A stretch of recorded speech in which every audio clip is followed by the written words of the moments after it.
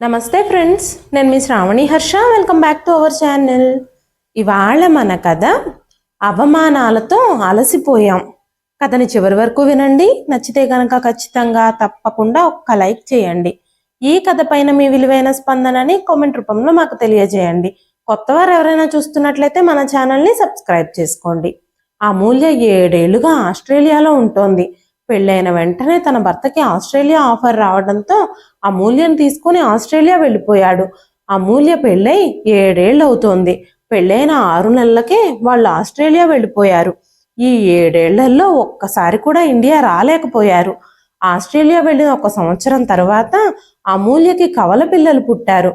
వాళ్ళని పెంచడానికి, వాళ్ళని జాగ్రత్తగా చూసుకోవడానికి 4 ఏళ్ళు ఎలా గడిచిపోయాయో తనకే తెలియదు. పిల్లలు కాస్త పెద్దవాళ్ళు అయ్యాక ఇండియాకి రావాలని ప్లాన్ చేశారు. అయితే వాళ్ళు ఇండియా వద్దాం అనుకున్న టైంలోనే దేశంలో కరోనా మహమ్మారి విజృంభించడంతో ప్రపంచవ్యాప్తంగా లాక్డౌన్ పరిస్థితి నెలకొంది. ఎక్కడికక్కడ ట్రాన్స్పోర్ట్ సర్వీసులన్నీ నిలిచిపోయాయి. అన్ని ఫ్లైట్లు క్యాన్సిల్ అయిపోయాయి. ఈ కారణంగానే తను ఆ తర్వాత కూడా ఇండియాకి రాలేకపోయింది. ఇలా లాక్డౌన్ కారణంగా తను వేసుకున్న ప్లాన్స్ అన్నీ కొలాప్స్ అయిపోయాయి. కాబట్టి 7 ఏళ్ల తరువాత తను ఈరోజు ఇండియా వస్తున్నందుకు, తన కుటుంబాన్ని కలుసుకుంటున్నందుకు చాలా సంతోషంగా ఉంది. మొదటగా అమూల్య, తన భర్త ఆనంద్ పిల్లల్ని తీసుకుని ఇండియా చేరుకోగానే అమూల్య వాళ్ళ అత్తామామల ఇంటికి వెళ్ళారు. అక్కడ కొన్ని రోజులు ఉన్న తరువాత అమూల్య తన తల్లిదండ్రుల్ని కలవడానికి వెళ్ళాలి అని అనుకుంది. ఒక 3 నెలల నుంచి అమూల్య తన తల్లిదండ్రులతో ఫోన్లో కూడా మాట్లాడలేకపోయింది.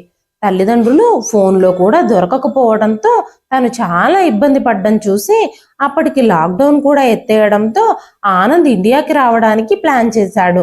అనుకున్నట్టుగానే అమూల్య, ఆనంద్ ఇండియాకి చేరుకున్నారు. అత్తామామల ఇంట్లో ఒక 4-5 రోజులు ఉన్న తర్వాత తన పుట్టింటికి వెళ్ళాలనుకుంది అమూల్య. చుట్టాలు, బంధువులు అందరినీ కలుసుకొని ఆనందంగా గడిపారు. అమూల్య వాళ్ళ ఆస్ట్రేలియా నుంచి వస్తున్నారని తెలిసి చాలా మంది చుట్టాలు ఇంటికి వచ్చారు. ఇప్పుడు ఇక అమూల్య మనసు పదే పదే అమ్మ వాళ్ళ ఇంటి వైపు పరుగులు తీస్తోంది. ఎప్పుడెప్పుడు వెళ్ళి నా తల్లిదండ్రుల్ని కలవాలా అని ఆలోచిస్తోంది అమూల్య. నేను వాళ్ళని చాలా ఏళ్ళుగా చూడలేదు, కొన్నాళ్ల నుంచి మాట్లాడడం కూడా కుదరలేదు అని ఆలోచిస్తూనే ఉంది అమూల్య. అత్తామామల ఇంట్లో అందరి రాకపోకలతో వారం రోజులు గడిచిపోయాయి. వారం తరువాత అమూల్య తన పుట్టింటికి వెళ్ళడానికి రెడీ అవుతూ ఉంది. ఆమె తన పిల్లల్ని కూడా రెడీ చేస్తూ ఉంది. అమూల్య కూడా రెడీ అయిపోయి బయలుదేరడానికి ముందు అమూల్య ఆడపడుచు వాళ్ళ కుటుంబ సభ్యులందరూ వాళ్ళ ఇంటికి వచ్చారు. ఇక వాళ్ళకి టీలు, టిఫిన్లు, భోజనాలు, స్నాక్స్ ఇవన్నీ రెడీ చేయడంలో అమూల్య బిజీ అయిపోయింది. వంటగదిలో పనిచేస్తూనే అమూల్య చాలా ఆలోచిస్తోంది. ఎన్నో ఏళ్ల తర్వాత ఇండియాకు వచ్చాము, కానీ అమ్మా నాన్నని కలవడానికి వెళ్ళలేకపోతున్నానే అని బాధపడుతోంది. ఈ రోజు కూడా అమ్మ వాళ్ళ ఇంటికి వెళ్ళడానికి కుదరలేదు అని నిరాశ చెందింది అమూల్య. అమూల్య తన తండ్రికి ముద్దుల కూతురు. అమూల్యని తన తండ్రి చాలా ముద్దుగా చూసుకునేవాడు. అమూల్యకు ఒక అన్నయ్య కూడా ఉన్నాడు. వంటగదిలో నిలబడి వంట చేస్తూ ఉండగానే అమూల్య తన పాత జ్ఞాపకాల్లో కూరుకుపోయింది. అమూల్య తండ్రి రఘురాం గారు ఆఫీస్ నుంచి ఇంటికి రాగానే ముందుగా అమూల్యనే పిలిచేవారు. అమూల్య, ఎక్కడున్నావు? అమూల్య, ఏం చేస్తున్నావు? నాన్న కోసం నీళ్లు తీసుకురారా అంటూ పిలిచేవారు. అమూల్య గబగబా తన తండ్రికి మంచినీళ్ళు తీసుకెళ్ళి ఇచ్చేది. ఒకరోజు అమూల్య, నాన్న, నేను రేపు మీకోసం ఒక కొత్త వంటకం అమ్మ దగ్గర నేర్చుకొని నేనే మీకు చేసి పెట్టాలి అని అనుకుంటున్నాను అని చెప్పగానే రఘురాం గారు ఆశ్చర్యమన్న కళ్ళతో, అవునా, నా బంగారు తల్లి నా కోసం వంట చేసి పెడుతోందా అంటూ, నువ్వేం నేర్చుకుని నా కోసం చేయాలనుకుంటున్నావు అని అనగానే అమూల్య కళ్ళు పెద్దవి చేస్తూ, నాన్న, మీకు పన్నీర్ రోల్ అంటే చాలా ఇష్టం కదా, అందుకని నేను అమ్మతో నేర్పించుకొని మీకోసం నేనే తప్పకుండా తయారు చేసి పెడతాను. రేపు మీరు ఆఫీస్ నుంచి తొందరగా రావాలి, స్కూల్ నుంచి రాగానే నేను రెడీ చేస్తాను అని చెప్పగానే రఘురాం గారు చాలా సంతోషించారు. తప్పకుండా ఆఫీస్ నుంచి తొందరగా వచ్చేస్తాను, ఆఫీస్ వదలడమే ఆలస్యం, చిటికెలో ఇంట్లో ఉంటాను అని చెప్పి అమూల్యకి ప్రామిస్ చేశారు. తర్వాత రోజు రఘురాం గారు ఇంట్లోకి వస్తూనే అమూల్య చేసిన పన్నీర్ రోల్ వాసన చూసి, వావ్ అమూల్య, స్మెల్ ఎంత టెంప్టింగ్గా ఉందో, చూడ్డానికి ఎంత డెలీషియస్గా కనిపిస్తుందో, ఇంకా టేస్ట్ చేస్తే ఎలా ఉంటుందో, నేను ఫ్రెష్ అయ్యి వస్తాను, అంతలోపు టేబుల్ మీద అరేంజ్ చెయ్యి అంటూ గబగబా కాళ్ళు చేతులు ముఖం కడుక్కొని వచ్చారు రఘురామ్ గారు. రఘురామ్ గారు టేబుల్ ముందు కూర్చొని, వావ్, ఈ రోజు వాతావరణం చాలా బాగుంది, ఈ టైంలో పన్నీర్ రోల్ తింటే చాలా బాగుంటుంది అంటూ అమూల్య చేసిన పన్నీర్ రోల్ టేస్ట్ చేశారు. ఆ రోజు అమూల్య తన తండ్రి కోసం మొదటిసారిగా ఒక వంటకాన్ని ట్రై చేసింది. ఏ తప్పు జరగకుండా చాలా జాగ్రత్తగా పనిచేస్తోంది. పన్నీరు, కూరగాయలు అన్ని స్వయంగా అమూల్యనే కట్ చేసింది. ఈరోజు మా నాన్న నన్ను మెచ్చుకోవాలి అని పదే పదే ఆలోచిస్తూ ఉత్సాహంగా అమూల్య కిచెన్లో పన్నీర్ రోల్ తయారు చేయడంలో బిజీ అయిపోయింది. రోల్ తయారు చేసి ట్రేలో ఉంచి దాన్ని వీడియోలలో చూపిస్తున్నట్టుగా చాలా అందంగా అలంకరించింది. తండ్రి ఎదురుగా పెట్టగానే రఘురామ్ గారు, వావ్, ఇది 5 స్టార్ హోటల్లో తయారు చేసిన ఫీల్ వస్తోంది చూస్తుంటే, ఇది చాలా అందంగా కనిపిస్తుంది, ఈ డెకరేషన్ మొత్తాన్ని డిస్టర్బ్ చేస్తూ తినాలని అనిపించడం లేదు, కానీ నా కూతురు చేసింది ఎంత రుచిగా ఉంటుందో తినకుండా ఎలా ఉండగలను అంటూ రఘురామ్ గారు ఆ పన్నీర్ రోల్ని టేస్ట్ చేశారు. చాలా బాగా చేసావు అమూల్య అంటూ అమూల్యని అప్రిషియేట్ చేశారు. నేను ఇదంతా అమ్మ దగ్గరే నేర్చుకున్నాను నాన్న అంటూ అమూల్య తన తల్లిని కౌగిలించుకుంది. అందరూ కలిసి పన్నీర్ రోల్ తింటూ టీవీ చూస్తూ చాలా ఎంజాయ్ చేశారు. వాళ్ళందరూ చాలాసేపు ఆనందంగా మాట్లాడుకుంటూనే ఉన్నారు. కాలం మెల్లగా గడిచిపోతూ ఉంది. అమూల్య స్కూల్ చదువు పూర్తయింది. ఇప్పుడు అమూల్యకి కాలేజీలో అడ్మిషన్ తీసుకున్నారు. అమూల్య చాలా తెలివైంది, చాలా బాగా చదివేది. కాలేజీలో పై చదువులన్నీ పూర్తి చేసుకొని మంచి ప్యాకేజీలతో ఒక ఎంఎన్సి కంపెనీలో ఉద్యోగం సంపాదించింది. అమూల్య కష్టానికి, రఘురామ్ జానకి గార్ల కష్టానికి కూడా ఆ రోజు ప్రతిఫలం దక్కిందని అందరూ చాలా సంతోషించారు. కొన్ని రోజుల తరువాత అమూల్య అదే ఆఫీసులో పనిచేస్తున్న ఆనంద్ని ఇష్టపడడం మొదలుపెట్టింది. ఆనంద్ని ఇష్టపడుతున్న విషయం రఘురామ్ గారితో, జానకి గారితో చెప్పగానే ముందుగా రఘురామ్ గారు ఏమీ మాట్లాడలేదు. కానీ అమూల్య ఆనంద్ చాలా మంచివాడని, చాలా నిదానస్తుడని, చాలా మంచి కుటుంబం నుంచి వచ్చినవాడని తన తండ్రిని చాలా ఒప్పించింది. రఘురామ్ గారు కూడా తన కూతురు సెలక్షన్ ఎప్పుడూ తప్పు కాదన్న నమ్మకాన్ని కలిగి ఉన్నారు. అందుకే అమూల్యతో ఆనంద్ వాళ్ళ కుటుంబాన్ని ఇంటికి పిలిపించమని, తర్వాత విషయాలన్నీ మనం మాట్లాడుకుందామని చెప్పారు. ఇద్దరు కుటుంబ సభ్యులు కలిసి మాట్లాడుకున్నారు. ఇద్దరూ కలిసి మాట్లాడుకున్నప్పుడు ఒకరి పద్ధతి మరొకరికి నచ్చటంతో అమూల్య ఆనంద్ కుటుంబ సభ్యులకి, ఆనంద్ అమూల్య కుటుంబ సభ్యులకి నచ్చటంతో అమూల్యకి, ఆనంద్కి పెళ్లి చేయాలని ఇరు కుటుంబ సభ్యులు నిర్ణయించారు. చాలా కొద్ది రోజుల్లోనే అమూల్య ఇంకా ఆనంద్ల పెళ్లి అంగరంగ వైభవంగా జరిగిపోయింది. అమూల్య పెళ్లి తర్వాత అత్తామామల ఇంటికి చేరుకుంది. అత్తామామల ఇంట్లో అందరూ అమూల్యని ఇంట్లోకి చాలా ఘనంగా స్వాగతించారు. కొన్ని రోజులు ఆ ఇంట్లో హడావిడిగా గడిచిపోయాయి. పెళ్ళైన 3 నెలల తర్వాత అమూల్యకి ఇంకా ఆనంద్కి ఆస్ట్రేలియా నుంచి జాబ్ ఆఫర్ వచ్చింది. పాస్పోర్ట్లు, వీసాలు అన్ని పనులు పూర్తి చేసుకుని పెళ్ళైన 6 నెలలకే వాళ్ళిద్దరూ ఆస్ట్రేలియా వెళ్ళిపోయారు. ఆస్ట్రేలియా వెళ్ళిపోయిన తర్వాత కూడా అమూల్య కొన్ని రోజులు జాబ్ చేసింది. అమూల్యకి తల్లిదండ్రుల్ని వదిలిపెట్టి విదేశాలకు వెళ్ళడం అస్సలు ఇష్టం లేదు. కానీ ఆనంద్ ఆస్ట్రేలియా వెళ్ళి జాబ్ చేస్తే లైఫ్లో గ్రోత్ ఉంటుందని ఆశపడ్డాడు. అందుకే అమూల్య కూడా ఆనంద్ ఇష్టాయిష్టాలని కాదనలేకపోయింది. ఆనంద్ నిర్ణయానికి ఒప్పుకోవాల్సి వచ్చింది. విదేశాలకు వెళితే తల్లిదండ్రుల్ని ఎప్పుడు పడితే అప్పుడు కలుసుకోలేరని పదే పదే ఆలోచించేది అమూల్య. ఆస్ట్రేలియా నుంచి ఎప్పుడంటే అప్పుడు ఇంటికి రాలేను కదా, కనీసం అత్తామామల ఇంట్లో ఉంటే ఎప్పుడు తోస్తే అప్పుడు ఒక 6 నెలలకు ఒకసారైనా సరే తల్లిదండ్రుల్ని కలుస్తూ ఉండొచ్చు, వాళ్ళ యోగక్షేమాలు అడిగి తెలుసుకోవచ్చు, ఏదైనా ఇబ్బంది ఉంటే అప్పటికప్పుడు బయలుదేరి వెళ్ళొచ్చు. కానీ విదేశాలకు వెళితే ఏం జరుగుతుందో, అక్కడి నుంచి అంత తొందరగా రాలేం కదా అని చాలా ఆలోచించింది అమూల్య. ఆస్ట్రేలియా బయలుదేరే ముందే అమూల్య తన పుట్టింటికి ఒకసారి వెళ్ళి తన తల్లిదండ్రుల్ని కలిసి రావాలని కోరుకుంది. ఎందుకంటే తను ఎన్ని రోజుల తర్వాత మళ్ళీ తిరిగి ఇండియా వస్తుందో తనకు తెలియదు. కాబట్టి ఆమె తన తల్లిదండ్రుల ఇంటికి వెళ్ళి విదేశాలకు వెళుతున్నామన్న విషయాన్ని తల్లిదండ్రులకు చెప్పడానికి వెళ్ళాలి అని అనుకుంది. తన తల్లిదండ్రులతో ఈ విషయం గురించి చెప్పినప్పుడు ఆమె తల్లిదండ్రులు మొదట చాలా సంతోషించిన తర్వాత కొంచెం భయపడ్డారు. మీరు ఇక్కడే ఇండియాలోనే ఉంటే ఎక్కడున్నా మేము అప్పుడప్పుడు వచ్చి మిమ్మల్ని చూసెళ్తూ ఉండేవాళ్ళం, మీరు అప్పుడప్పుడు వస్తూ ఉండేవారు. నువ్వు ఆస్ట్రేలియా వెళ్ళిపోతే ఎప్పుడొస్తావో ఏంటో, ఎప్పుడు అనుకుంటే అప్పుడు మనం కలవలేం కదా అంటూ జానకి గారు అమూల్యని కౌగిలించుకొని బోర్న ఏడ్చారు. రఘురాం గారు ఇద్దరికీ నచ్చజెప్పి ఏం పర్వాలేదు, ఈ రోజుల్లో టెక్నాలజీ ఎంత పెరిగిపోయింది, వీడియో కాల్స్ వల్ల స్కైప్ కాల్స్ వల్ల దూరం తగ్గిపోయింది. అన్నింటికంటే ముఖ్యమైన విషయం ఏమిటంటే మన కూతురు ఆస్ట్రేలియా వెళ్తోంది, ఇది మనం చాలా గర్వించదగ్గ విషయం అంటూ జానకి గారికి అమూల్యకి నచ్చజెప్పారు. అమూల్య, నువ్వేం బాధపడొద్దు, ఇప్పుడు మేమిద్దరం చాలా హాయిగా ఉన్నాము, చాలా ఆరోగ్యంగా ఉన్నాము, మా గురించి అస్సలు ఆలోచించొద్దు, మా గురించి మేము చూసుకుంటాం. ఇప్పుడు మా ఇద్దరి ఆరోగ్యాలు బాగానే ఉన్నాయి. ఇంకా మమ్మల్ని చూసుకోవడానికి, మా గురించి పట్టించుకోవడానికి మీ అన్నయ్య వదిన కూడా ఈ ఇంట్లోనే ఉన్నారు కదా, అస్సలు మీరు కంగారు పడొద్దు అని తండ్రి నచ్చ చెప్పటంతో అమూల్య కాస్త ధైర్యంగా తల్లిదండ్రులకు వీడ్కోలు చెప్పి అత్తగారింటికి తిరిగి వచ్చేస్తుంది. మరుసటి వారమే తమ ఆస్ట్రేలియా ప్రయాణం. తల్లిదండ్రులు, అన్నయ్య వదిన, అత్తగారింటి వాళ్ళందరూ ఎయిర్పోర్ట్కి వచ్చి అమూల్యని ఆనంద్ని ఫ్లైట్ ఎక్కించారు. అమూల్య, ఆనంద్ ఆస్ట్రేలియా చేరుకున్న తర్వాత కొన్ని రోజులు ఇద్దరు ఉద్యోగాలు చేసుకుంటూ బిజీగా గడిపేశారు. ఆ తర్వాత కొన్ని రోజులకే అమూల్య ప్రెగ్నెంట్ అవ్వటంతో డెలివరీ టైంకి ఉద్యోగం మానేసింది.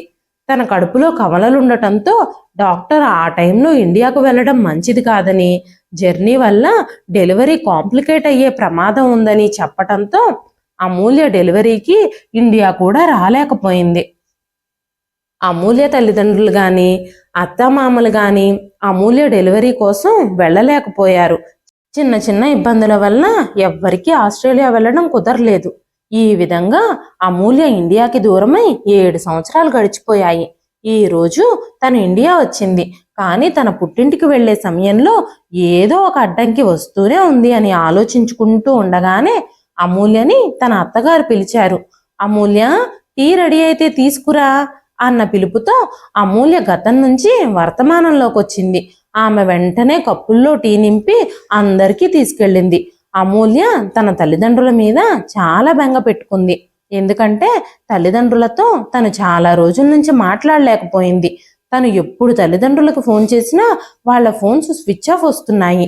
తన అన్నయ్యకో వదినకో ఫోన్ చేస్తే అమ్మా నాన్న ఫోన్లు పనిచేయడం లేదని, మేము ప్రస్తుతానికి ఇంట్లో లేమని, బయటకు వెళ్ళామనో, ఆఫీస్లో ఉన్నామనో, లేదంటే ఏదైనా ట్రిప్కి వెళ్ళామనో ఇలా సాకులు చెప్తూ ఉండేవాళ్ళు. ఇంటికి రాగానే ఎంత లేట్ అయినా పర్వాలేదు, కాల్ చేయమని చెప్పినా కూడా వాళ్ళు తిరిగి కాల్ చేసేవాళ్లే కాదు. ఒకరోజు అమూల్య ఫోన్ చేసినప్పుడు తన అన్నయ్య ఫోన్ ఎత్తి అమ్మా నాన్న ఇద్దరూ పార్క్లో వాకింగ్కి వెళ్ళారు అని చెప్పాడు. అప్పుడు అమూల్య, నేను ఈరోజు ఎలాగైనా అమ్మా నాన్నలతో మాట్లాడి తీరాలి, నువ్వు వెంటనే పార్క్ దగ్గరకు వెళ్ళి అమ్మా నాన్నల్ని పిలువు, వాళ్ళకి ఫోన్ ఇవ్వు అని చెప్పగానే అమూల్య వాళ్ళ వదిన తన అన్నయ్య చేతిలో నుంచి ఫోన్ తీసుకొని, మీ అమ్మా నాన్నలు పార్కుకు వెళ్ళలేదు, ఊళ్ళో వాళ్ళందరూ తీర్థయాత్రలకు వెళుతుంటే మీ అమ్మా నాన్నలు కూడా మేం కూడా వెళ్లాల్సిందే అని పట్టుబట్టారు, అందుకే వాళ్ళిద్దరిని తీర్థయాత్రలకు పంపించాం అని చెప్పింది.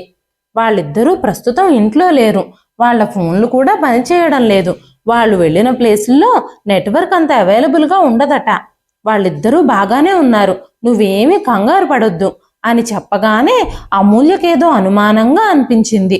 ఇప్పటి వరకు పార్క్లో వాకింగ్ చేస్తున్నారని అన్నయ్య చెప్పాడు, నేను ఫోన్ ఇమ్మని పట్టుబట్టడంతో అమ్మా నాన్నలు తీర్థయాత్రలకు వెళ్లారని, ఇంట్లో లేరని వదిన చెప్తోంది.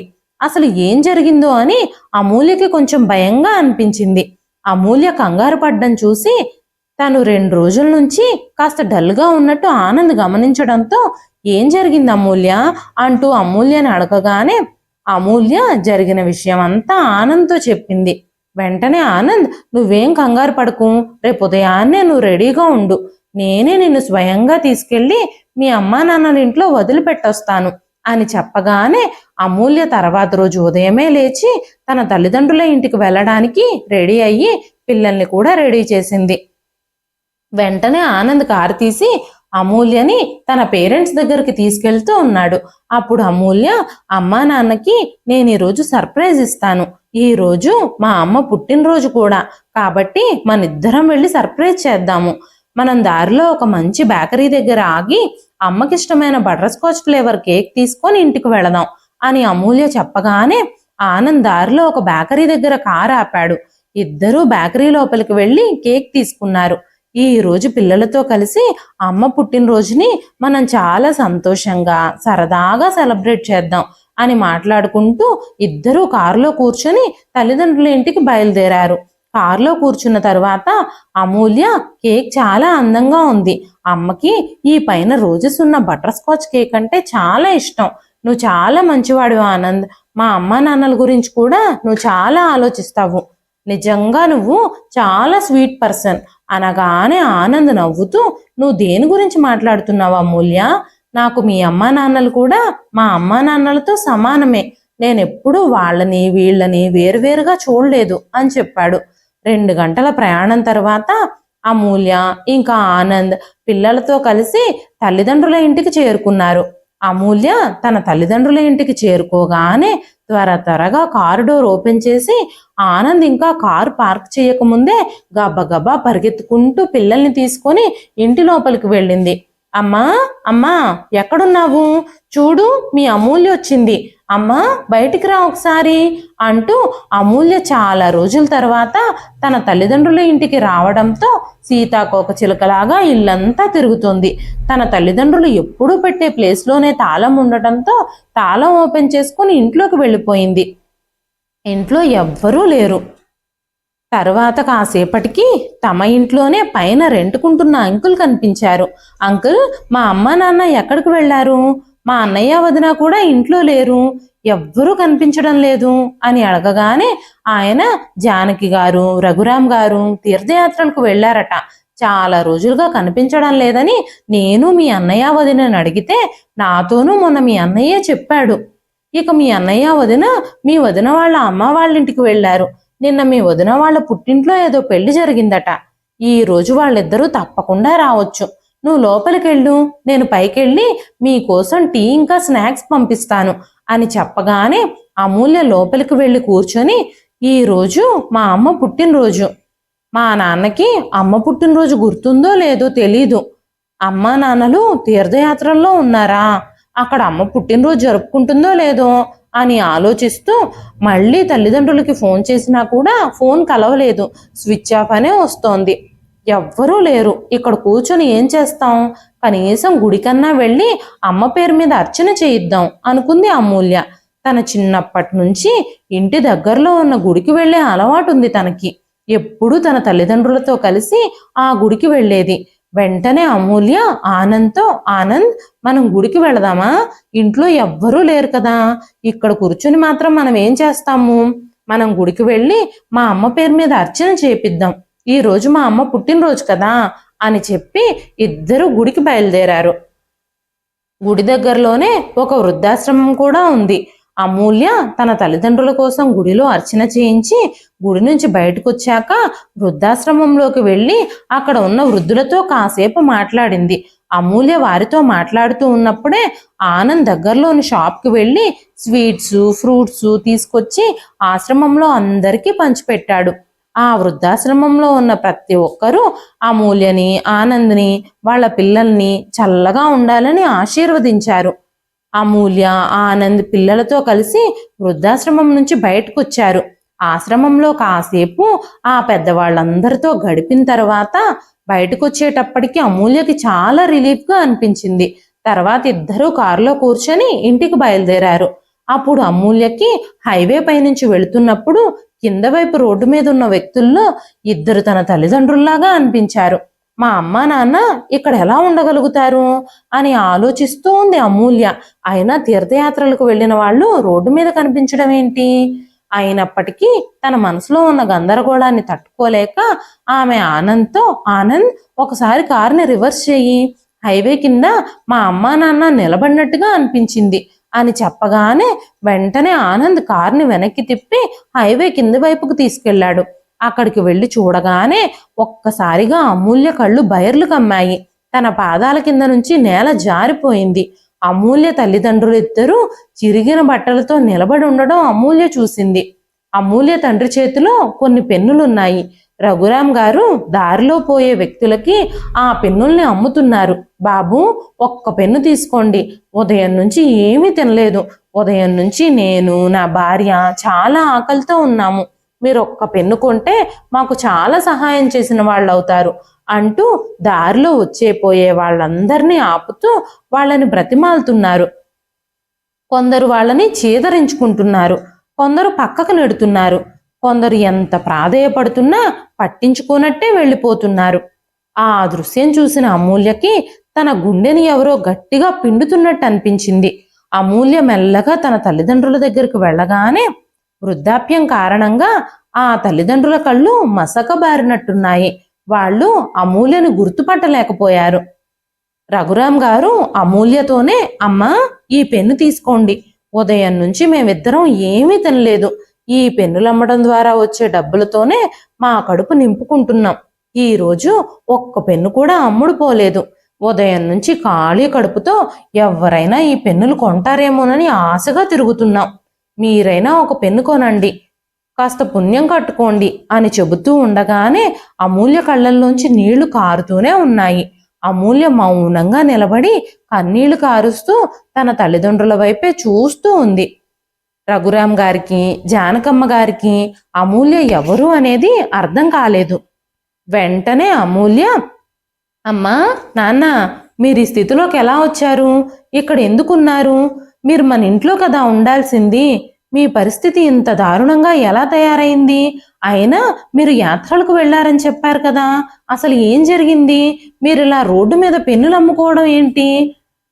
మీరెప్పుడూ ఈ విషయం గురించి నాకెందుకు చెప్పలేదు? నేను ఎప్పుడు ఫోన్ చేసినా సరే మీ ఫోన్ స్విచ్ ఆఫ్ అనే వస్తుంది అంటూ అమూల్య గట్టిగా ఏడవడం మొదలుపెట్టింది. అమ్మా, నాన్న, అసలు ఏం జరిగిందో ఆ విషయం నాకు చెప్పండి. నా హృదయం చాలా ఉద్వేగంగా ఉంది అని అమూల్య మాట్లాడుతూ ఉండగానే ముగ్గురు ఒకరినొకరు కౌగిలించుకొని చాలాసేపు ఏడ్చారు. అమూల్య ముందుగా తన తల్లిదండ్రులిద్దరి బట్టలు మార్పించి హోటల్కి తీసుకెళ్లి వాళ్ళిద్దరికీ కడుపు నిండా భోజనం తినిపించింది. భోజనం చేసిన తర్వాత అప్పుడు అమూల్య వాళ్ళిద్దరినీ కారులో కూర్చోబెట్టి ప్రశాంతంగా అడుగుతుంది, ఇప్పుడు చెప్పమ్మా, ఏం జరిగింది? అసలు మీరు ఈ పరిస్థితికి ఎలా వచ్చారు అని. కానీ అమూల్య చాలాసేపు అడిగిన తర్వాత జానకి గారు నోరు విప్పారు. అమ్మా అమూల్య, నువ్వు విదేశాలకు వెళ్ళిన తర్వాత మీ అన్నయ్య వదిన రూపురేఖలు మారిపోయాయి. కొన్ని రోజులు వాళ్ళిద్దరూ మమ్మల్ని బాగానే చూసుకున్నారు. కానీ తర్వాత మెల్లగా వాళ్ళిద్దరూ మాతో తప్పుగా ప్రవర్తించడం ప్రారంభించారు. కొడుకు కోడలు మాతో సరిగ్గా మాట్లాడేవాళ్లే కాదు. కోడలు నన్ను ఆ ఇంటి పని మనిషిని చేసేసింది. నాతో ఇంట్లో పనులన్నీ చేయిస్తూ మీ వదిన మాత్రం మంచం దిక్కుండా రోజంతా హాయిగా రెస్ట్ తీసుకుంటూ ఉండేది. బయట పనులన్నీ మీ నాన్నగారితో చేయించేది. మీ నాన్నగారు రిటైర్ అయిన తర్వాత వచ్చిన డబ్బులన్నీ మీ అన్నయ్య వ్యాపారంలో పెట్టుబడి పెట్టాడు. ఒక్క పైసా కూడా మాకు దక్కనివ్వలేదు. మీ అన్నయ్య వదిన మేం చేసుకున్న సేవింగ్స్ డబ్బులన్నీ అవసరాలకని, ఆపదలో ఉన్నామని, అప్పులున్నాయని చెప్పి మీ అన్నయ్య వదినలిద్దరూ మా దగ్గర నుంచి ఆ డబ్బంతా తీసేసుకున్నారు. నీకు తెలియందేముంది, మీ నాన్న ప్రైవేట్ ఉద్యోగం చేయడం వల్ల ఆయనకు రిటైర్మెంట్ బెనిఫిట్స్ అయితే వచ్చాయి కానీ పెన్షన్ మాత్రం రాలేదు. మా దగ్గర సేవింగ్స్ డబ్బులు, రిటైర్మెంట్ డబ్బులు అన్నీ లాక్కున్న తర్వాత మమ్మల్ని ఇద్దరినీ పని మనుషుల కంటే దారుణంగా చూడడం మొదలుపెట్టారు కొడుకు కోడలు. క్రమక్రమంగా మా ఇద్దరిపై అణిచివేత పెరిగింది. భోజనం కోసం కూడా మేమిద్దరం అల్లాడాల్సి వచ్చింది. ఇంటి పనులన్నీ చేసినా సరే మీ వదిన మాకు కడుపు నిండా అన్నం పెట్టేదే కాదు. వృద్ధాప్యంలో సరైన ఆహారం తీసుకోకపోవడం వల్ల మీ నాన్నగారి ఆరోగ్యం క్షీణించడం ప్రారంభించింది. నా దగ్గర వాళ్లకు తెలియకుండా దాచుకున్న కొంత డబ్బు ఉంది. ఆ డబ్బులతో మీ నాన్నగారిని హాస్పిటల్కి తీసుకెళ్తే మీ నాన్నకు షుగర్ వచ్చిందని డాక్టర్లు టెస్టులు చేసి చెప్పారు. ఆయన ఆహారపు అలవాట్లపై శ్రద్ధ వహించమని, క్రమం తప్పకుండా రోజు షుగర్ టాబ్లెట్లు వేసుకోవాలని డాక్టర్లు చెప్పారు. ఆ నెలకి నా దగ్గరున్న డబ్బులతో మందులు తీసుకొచ్చాము. ఆ తర్వాత నెలలో హాస్పిటల్కి తీసుకెళ్ళమని మీ అన్నయ్యని అడిగితే మీ అన్నయ్య చాలా కోపం తెచ్చుకున్నాడు. నేను మిమ్మల్ని ఎక్కడికి తీసుకెళ్ళలేను. ఇప్పుడు మీకు వైద్యం చేయించడానికి నా దగ్గర డబ్బులు లేవు అని చెప్పి నిర్లక్ష్యంగా వ్యవహరించాడు. క్రమక్రమంగా మీ నాన్నగారి ఆరోగ్యం రోజు రోజుకి క్షీణిస్తూ వచ్చింది. ఇంటి పనులు కూడా చేయలేకపోతున్నారు. మార్కెట్కి వెళ్ళినప్పుడు కూడా ఆయన కళ్ళు తిరిగి ఎక్కడో ఒక చోట కూర్చుండిపోయేవారు. ఆయన షుగర్ లెవెల్స్ అప్పుడప్పుడు పెరుగుతూ తగ్గుతూ వచ్చేవి. ఇలా మీ నాన్నగారు ఏ పనులు చేయలేకపోవడంతో నేను కూడా ఓపిక సన్నగిల్లి ఇంట్లో పనులేవి చేయలేకపోవడంతో మీ వదిన ఈ ముసలాళ్ళిద్దరి వల్ల మనకి ఎలాంటి ఉపయోగమూ లేదు, వీళ్ళిద్దరిని ఇంట్లో నుంచి గెంటేద్దాం అని చెప్పి మీ అన్నయ్యను ఒప్పించి మమ్మల్ని ఇద్దరిని ఇంటి నుంచి బయటకు గెంటేశారు అని చెప్పారు జానకి గారు. తల్లి మాటలు వినగానే అమూల్య కళ్ళల్లో నిరంతరంగా కన్నీళ్లు కారుతున్నాయి. అమూల్య తండ్రి రఘురాం గారు కూడా ఏడుస్తూనే ఉన్నారు. ఆనంద్ ముగ్గురిని ఓదార్చాడు, ధైర్యం చెప్పాడు. వెంటనే అమూల్య, అమ్మా నాన్న మీరేమీ కంగారు పడకండి, నేను ఇప్పుడే వచ్చాను కదా ఇండియాకి, ఇప్పుడిక మీ సమస్యలన్నింటినీ నేను తీరుస్తాను. మీరు పోగొట్టుకున్నదంతా తిరిగి మీకు ఇప్పిస్తాను. ఆ ఇల్లు, మన ఆస్తిపాస్తులు, అన్నయ్య చేసే వ్యాపారం అంతా మీ శ్రమతోనే సాధించారు. ఆ ఇల్లు కట్టడానికి నువ్వు ఎంత కష్టపడ్డావో నాకింకా గుర్తుంది. ఆ ఇల్లు కట్టేటప్పుడు అమ్మ మీరు ఎంత కష్టపడ్డారో, ఎన్ని కలలు కన్నారో. ఆ ఇంట్లో మన అందరి జ్ఞాపకాలు చాలా ఉన్నాయి. మీ కొడుకు కోడలు మీ ఇద్దరిని సొంత ఇంటి నుంచి గెంటేశారు. అన్నయ్యకి వదినకి ఆ ఇంట్లో నివసించే హక్కే అసలు లేదు అంటూ అమూల్య తన తల్లిదండ్రులిద్దరిని ఇంటికి తీసుకెళ్తుంది. దారిలో తల్లిదండ్రులకి కొత్త బట్టలు కొనిచ్చి, అమ్మా నాన్న మీరిద్దరూ స్నానం చేసి కొత్త బట్టలు వేసుకోండి అని చెప్పింది. నాన్న ఈ రోజు అమ్మ పుట్టినరోజు గుర్తుందా, అందుకే ఆనంద్ అమ్మకి ఇష్టమైన బటర్ స్కాచ్ కేక్ తీసుకొచ్చాడు అని చెప్పి తల్లిదండ్రులిద్దరినీ రెడీ చేసి అందరూ కలిసి ఆ రోజు కేక్ కట్ చేశారు. ఆనంద్ ఆన్లైన్లో ఫుడ్ ఆర్డర్ చేశాడు. అప్పుడు అమూల్య ఖచ్చితంగా పన్నీర్ రోల్ ఆర్డర్ చేయండి, మా నాన్నకి చాలా ఇష్టం అని చెప్పింది. అందరూ కూర్చొని భోజనం చేయడం మొదలు పెట్టారు. అప్పుడే అమూల్య అన్నయ్య వదినలిద్దరూ ఇంటికొచ్చారు. ఆ ఇంట్లో జానకమ్మ గారిని రఘురాం గారిని చూడగానే వాళ్ళిద్దరి కోపం ఆకాశాన్ని అంటుకుంది. మళ్ళీ ఇంటికి తిరిగి రావడానికి మీ ఇద్దరికి ఎంత ధైర్యం? ఇంటికి రమ్మని మిమ్మల్ని ఎవరు అడిగారు? మిమ్మల్ని గెంటేశాం కదా ఇంట్లో నుంచి, అలాంటప్పుడు మళ్ళీ ఇంటికి తిరిగి ఎందుకు వచ్చారు? ఇది నా ఇల్లు, మీరిప్పుడే ఇంట్లో నుంచి బయటకు నడవండి, లేకపోతే నేను మిమ్మల్ని బయటకు నెట్టేస్తాను అనగానే అప్పుడే అమూల్య గదిలో నుంచి బయటకొచ్చి, నేను నా తల్లిదండ్రుల్ని తీసుకొచ్చాను, ఇది నా తల్లిదండ్రుల ఇల్లు, నువ్వెవరు మా అమ్మా నాన్నని ఇంట్లో నుంచి గెంటేయడానికి? వాళ్ళని వాళ్ళ ఇంట్లో నుంచే బయటకు గెంటేయడానికి మీకెంత ధైర్యం? ఈ ఇల్లు మీది కాదు, ఈ ఇంటి మీద మీకు ఎలాంటి హక్కు లేదు. మీకు అసలు కొంచెం కూడా సిగ్గులేదా? మా అమ్మా నాన్నలని వాళ్ళ సొంత ఇంటి నుంచే మీరు బయటకు ఎలా పంపిస్తారు? మీరు బాగా తాగున్నట్టున్నారు. ఇప్పుడు వెళ్ళి మీ గదిలో పడుకోండి, దీని గురించి నేను రేపు మాట్లాడతాను, ప్రస్తుతం మీ ఇద్దరితో నేను మాట్లాడాలి అని అనుకోవడం లేదు అంటూ అమూల్య తన తల్లిదండ్రుల్ని తీసుకొని గది లోపలికి వెళ్ళిపోయింది. మరుసటి రోజు ఉదయమే అమూల్య కోర్టుకు వెళ్ళి లాయర్ని కలిసి అన్నా వదినలకి లాయర్ నోటీస్ అందజేస్తుంది. అందులో అన్నయ్య వదినలిద్దరూ 2 రోజుల్లోగా అమ్మా నాన్నల ఇల్లు ఖాళీ చేయాలి అని రాసుంది. అంతేకాకుండా అమూల్య పోలీస్ స్టేషన్కు కూడా వెళుతుంది.